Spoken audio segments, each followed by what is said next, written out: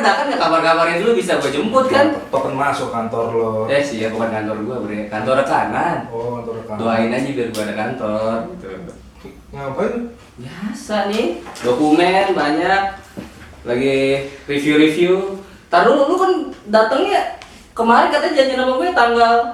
Surprise. Ya ampun, kejutan dulu. Kali aja ada parcel. Udah habis belakangan kemarin parcelnya.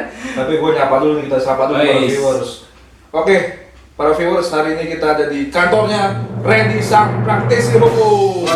Randy speaking.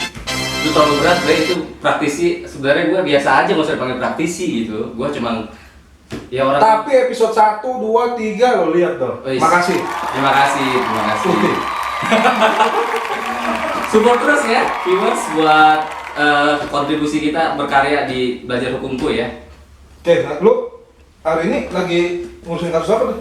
Ya biasa lah, ada aja yang hilir mudik masuk keluar masuk ya kan perkara. Tapi gue lagi ini sih ada beberapa laporan dari orang tua siswa terkait perundungan, kayak bully. Dia sekolah di mana? Ada lah salah satu sekolah di sini, gue nggak perlu. Nah, maksud gue tingkatannya SD, SMP, SMA. SMP masih junior high school. Putra putri. Putri. Punya kakak nggak? Iya. What? Always ya, di mana-mana ya. Mau punya kakak, emang kenapa mau punya kakak? Punya abang kan cowok. Oh iya. Kali aja kakak. Punya empok, bukan kakak lagi. Kenapa dia? Iya, dia di lingkungan di sekolahnya katanya patut diduga dia kena korban bully. Makanya gue lagi selidikin dulu nih, bener nggak? Gue investigasi dulu. Oh. Lu pernah ngerasain nggak dibully dulu? Wah, kalau ngebully sih malah ngebully gue, bukan dibully kan. Tapi kayaknya kalau dulu kayaknya nggak terlalu bermasalah, gimana ya ngomongnya? Nggak terlalu minor kayak sekarang ya kan? Iya, sekarang kan dia ada aturannya yang mengenai perundungan atau bully itu. Kalau dulu, lo ingat nggak sinetron? Iya kan ada yang sinetron yang orangnya jadi kayak gitu kan, malah di sinetronin anjir. Iya, makanya sekarang waduh perundungan tuh udah ngeri banget, bre. Jadi lebih ke si anak nantinya kan. Mungkin kalau dulu kan nggak mau ngelapor kali. Iya, zaman dulu kan kayak semacam mapram, lonco, ya kan? Oh, berarti segmentasinya beda-beda? Ya kan lebih ke namanya perundungan bisa dilakukan oleh perorangan atau mungkin dilakukan oleh sebagian kelompok. Organisasinya? Nggak, maksud geng, sekumpulan orang gitu. Maksud gua sekolah beda, kampus beda itu nggak ada perbedaan? Nggak ada perbedaan, lebih ke lingkungan apanya gitu, apa kesehariannya dia gitu. Nah, sekarang yang lo tanganin apa tuh, Red? Ini laporannya. Apa sih kemarin ada sedikit yang nanya gitu, salah satu komen juga sih dari Belajar Hukum Kuy. Gua dikasih tahu sama admin, dimasukin ke forwardin ke gue. Ada beberapa juga ini relate juga nih. Ada yang nanya kebetulan 2 hari kemudiannya. Lu lagi ada kasus ini? Lagi nanganin sama nih. Jadi kayak misalnya kalau yang ini sih terjadi kepada ini sepupunya. Gitu. Si korban ini? Dia mengambil lingkungan sekolah kan. Karena perbuatan itunya sih sebenarnya dia sudah trauma gitu korbannya ini lebih kalau setahu gue kalau bullying ya pasti trauma ya. Iya, karena apalagi korbannya ini anak ya, korbannya maksudnya anak yang masih sekolah gitu. Dulu kan kalau berita dulu tuh kayak sampai ada yang bunuh diri kan, luar negeri juga. Lebih kayak gitu, perundungan segala macam kan itu mengakibatkan efeknya lebih ke psikis yang nggak sembuh gitu. Dan yang perlu tahu tuh luka yang paling susah dilupain tuh luka yang nggak berdarah, bro.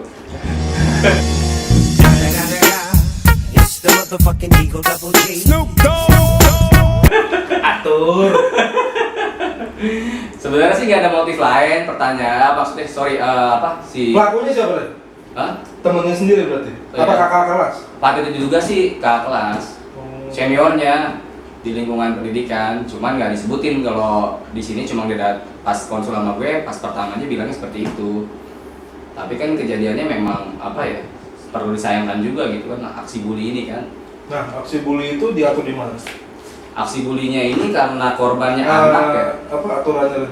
Kalau yang karena korbannya anak sih aturannya tuh ada tuh di Undang-Undang Nomor 35 Tahun 2014 tentang perubahan atas Undang-Undang Nomor 23 Tahun 2004 tentang perlindungan anak. Selengkapnya itu diatur di pasal 80 junto pasal 76C Undang-Undang 35 tahun 2014.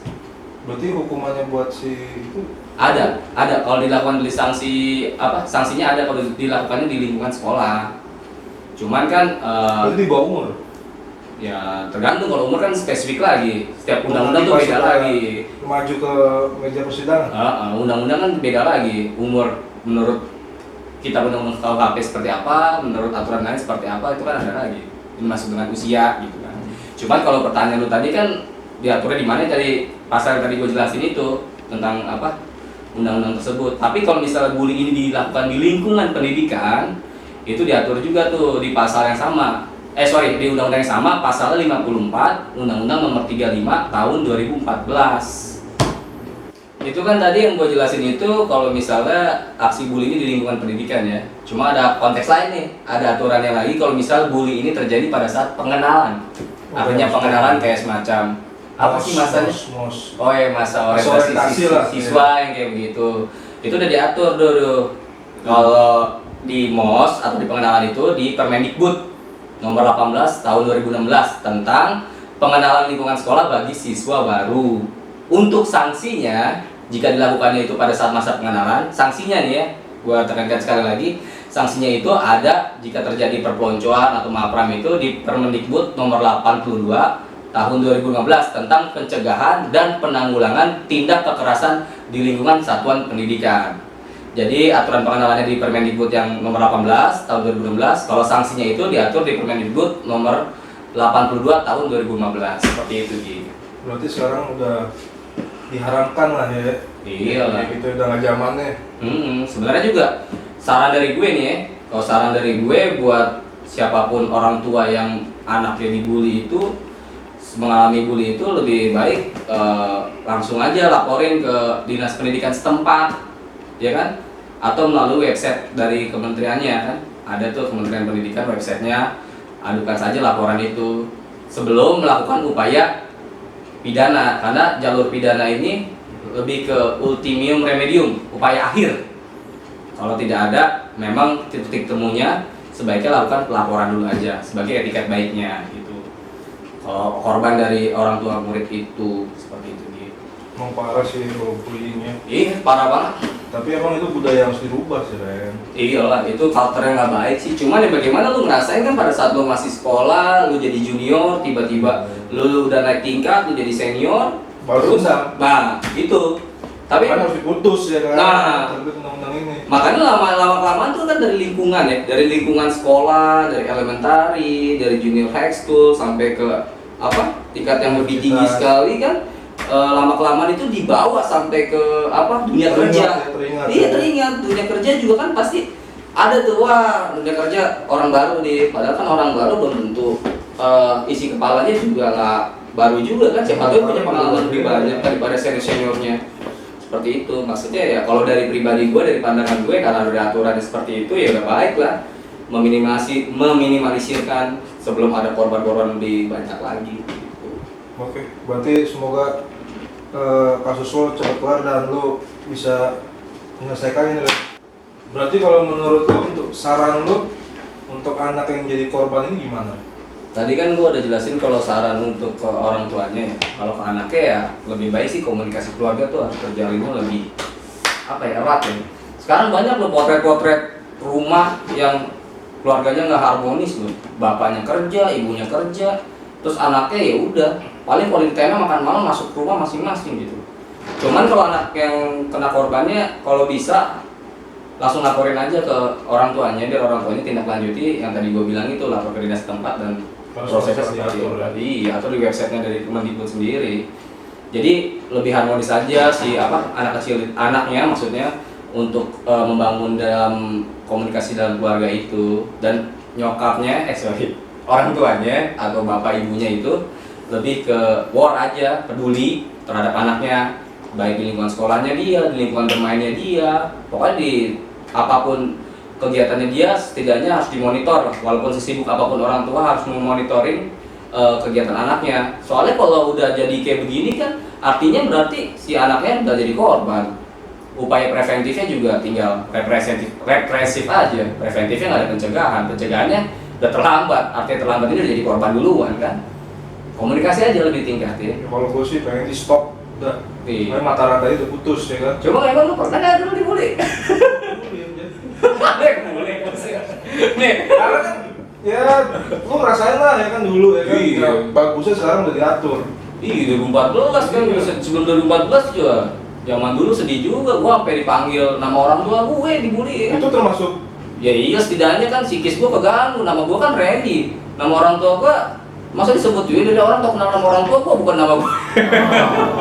Ya banyak tindakan-tindakan dari senior seperti itu, dan itu yang bahaya yang tadi gua bilang di awal konteksnya. Kalau misalnya budaya budaya bully itu kalau misalnya dilakukan di lingkungan sekolah kan dia baru masuk sekolah dibully, habis itu jadi punya adik kelas naik tingkatan dia pasti melakukan itu aja, udah sampai kapan tuh gitu aja terus-terusan ya kan. tapi sih emang kalau udah gue lihat sekarang udah banyak dikampanyekan ya stop bullying itu udah Iya, perundungan apapun kalau sekarang sih karena udah aturan udah ada, yang menurut pandangan gue stop lah gitu perundungan. Maksudnya ya walaupun itu orang baru yang masuk di lingkungan pendidikan ya terimalah sebagai apa ya, teman baru lah ya kan, jangan harus dibully, dimapram atau segala macem lah. sudah bukan zaman. Iya, cuman memang sih ada harus penekanan-penekanan agar siswa baru pun menghargai seniornya, tetapi pilihlah jalan yang lebih baik selain lakukan aksi bully itu. Ya mungkin apalah jalannya Itu gitu. kayak gue ketemu kakak kelas ya minta nomor WA ya kan.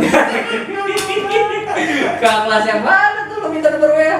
Ya namanya juga usaha. Iya ya. Mas, kalau dulu minta tentang kakak kelas gitu. Iya, Gue jaman-jaman. cari kakak kelas. Iya, yang kece, Bukan yang kakak kelas, kece. bukan kakak kelas.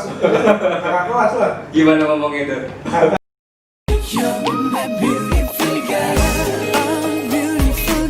Iya kan? Dulu nggak ada WA sih dayangnya. Itu zamannya masih apa tuh ya? Soft message doang ya, pesan pendek doang ya.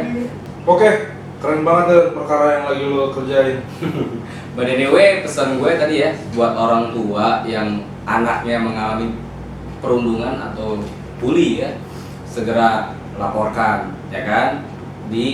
Tadi langkah-langkahnya yang gue kasih tahu, dan anaknya sendiri kalau misalnya dia mengalami peristiwa bullying atau mungkin perundungan juga laporkan kepada mamanya atau papanya biar ditindaklanjuti gitu, jangan dipendam sendiri. Dan jangan lupa, jadilah generasi muda yang milenial, berwawasan luas, berikut cerdas. Sip, untuk para viewers, gue mau informasikan untuk next episode ada sesuatu yang spesial. Apaan tuh? Oke, poin. Oh, gitu lah. Nah, pokoknya dukung terus channel gue dengan cara like, comment, share, subscribe, bunyiin loncengnya. Sampai jumpa